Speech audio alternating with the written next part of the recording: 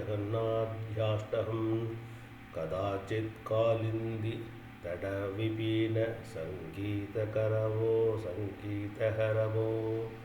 मुदाबीरी नारीवदन कमलास्वादमधुपः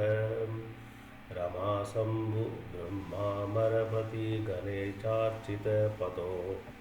जगन्नाथस्वामी जन जय नभदगामी भवतु मे भुजे सव्ये वेणुं शिरसि शिखिपिञ्च कटितटे दुकूलं नेत्रान्ते सहसरकटाक्षं विदधते सदा श्रीमद्वृन्दावनवसति लीलापरिचयो जगन्नाथः स्वामी नयनपदगामी भवतु मे महाबोधे स्थिरे कनकरुचिरे नीलशिखरे वसन्प्रासादान्तस्सगज बलभद्रेण बलिना सुभद्रा मध्यस्थस् सकलसुरसेवावसरथो जगन्नाथः स्वामी नयनपदगामी भवतु मे कृपापारावार सजल जलत श्रेणीरुचिरो रमावाणी रमा रावस्फुर धमलभङ्गेरुहमुखः सुरेन्द्रैराराध्य सुधीर्घनसिकागीतसरितो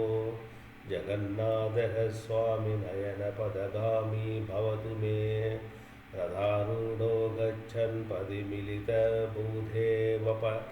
पूतेव पटलै स्तुतिप्रादुर्भावं प्रतिपदमुपाकर्ण्य सदयः तया सुन्दुर्भन्तु सकलजगता सिन्धुसुतया जगन्नाथस्वामी नयनपदगामी भवतु मे परब्रह्माबीडः कुवलयः तनोत्पुल्लनयनो निवासी नीलाद्रौ निहित शरणो नन्दशिरसि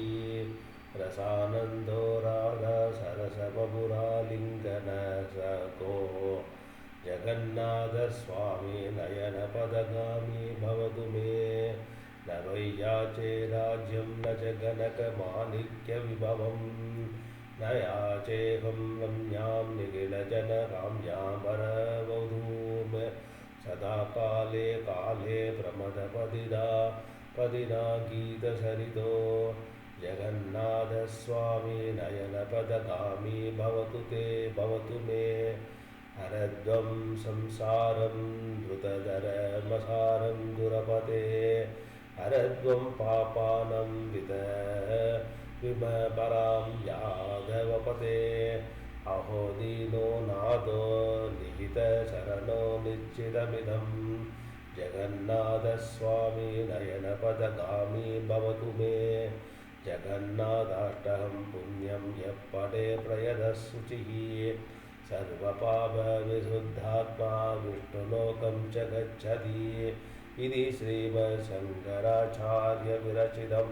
जगन्नाथाष्टकं सम्पूर्णम्।